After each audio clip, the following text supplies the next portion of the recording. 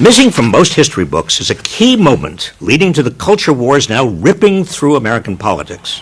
In 1970, hundreds of construction workers pummeled around 1,000 student demonstrators in New York City, including two of my friends.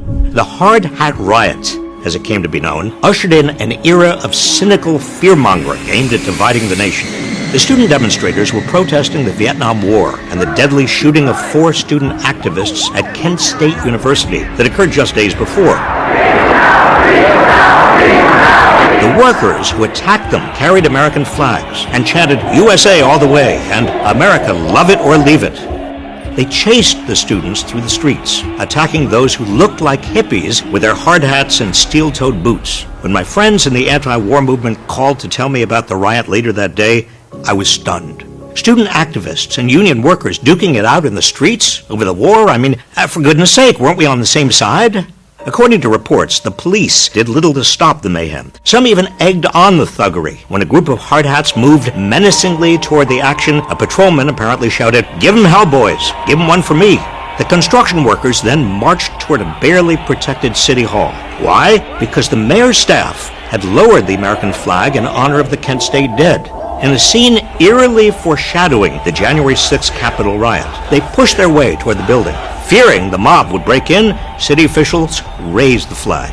The Hard Hats also ripped down the Red Cross banner that was hanging at nearby Trinity Church. And in their fury against university students protesting the war, they stormed a nearby Pace University building, smashing lobby windows with their tools and beating students and professors. Around 100 people were wounded that day, most of whom were college students. Several police officers were also hurt. 6 people were reportedly arrested, but only 1 construction worker. My friends escaped injury, but they were traumatized. The Hard Hat Riot had immediate political consequences. It was, in my opinion, a seminal moment in America's culture wars. Then President Richard Nixon exploited the riot for political advantage. His administration had been working on a blue-collar strategy to shift white working-class voters to the Republican Party. "Thank God for the Hard Hats," Nixon exclaimed when he heard about the riot. But rather than passing pro-labor policies to court workers, which would go against the values of the pro-business Republican Party, Nixon sought to use cultural issues like patriotism and support for the troops to drive a wedge between factions of the Democratic Party,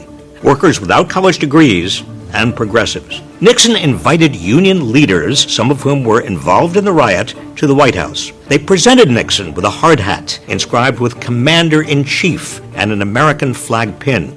Nixon praised the union workers as people from middle America who still have character and guts and a bit of patriotism. Nixon's strategy to use the Hard Hat Riot to appeal to blue-collar voters paid off. In his 1972 re-election campaign against the anti-war Democrat George McGovern, Nixon secured a victory with ease and gained the majority of votes from organized labor, the only time in modern history a Republican presidential candidate accomplished such a feat. The Hard Hat Riot revealed a deep fracture in the coalition of workers and progressives that FDR had knitted together in the 1930s, and the later alliance of black Americans, liberals, and blue-collar whites that led to Lyndon Johnson's landslide re-election in 1964. The mostly white construction workers who attacked the demonstrators had felt abandoned and forgotten as the civil rights movement rightfully took hold. They felt stiffed by the clever college kids with draft deferments and burdened by an economy no longer guaranteeing upward mobility. The class and race-based tensions that Nixon exploited would worsen over the next half-century. I witnessed this when I was Secretary of Labor during the Clinton administration. I spent much of my time in the Midwest and other parts of the country where blue-collar workers felt abandoned in an economy dominated by Wall Street. I saw their anger and resentment. I heard their frustrations.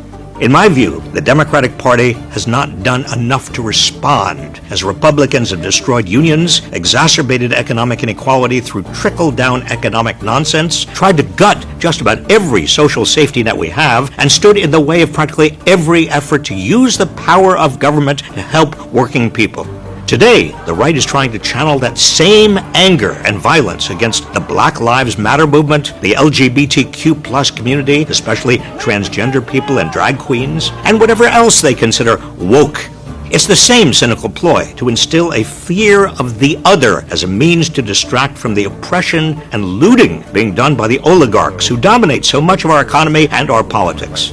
As such, today we face the same questions we faced in 1970. Will we finally recognize that we have more in common with each other than with those who seek to divide us for political and economic gain?